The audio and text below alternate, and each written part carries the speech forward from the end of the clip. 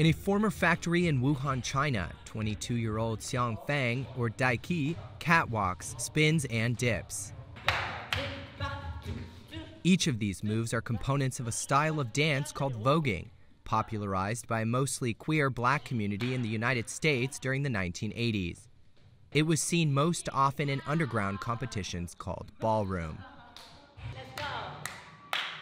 Today, voguing has made its way to this central Chinese city, which just 1 year ago was in the spotlight for a very different reason. It was the original epicenter of the health pandemic, detecting the world's first cases.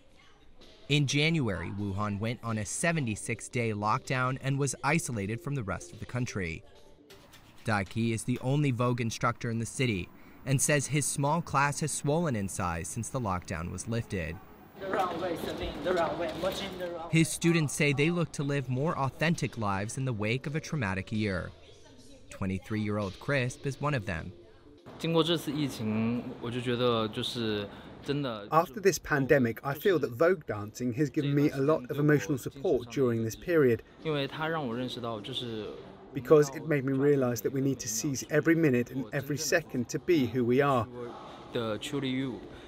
We have to cherish ourselves and pursue a better quality of life.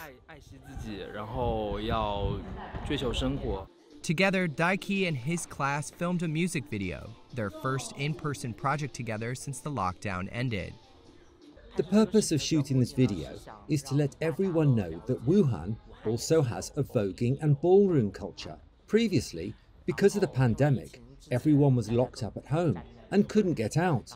So everyone could only make video calls to practice online. Now our situation is much better, and we finally have time to come out and shoot this video. Voguing is not well known in a country that strongly censors LGBT content and rejects non-traditional families.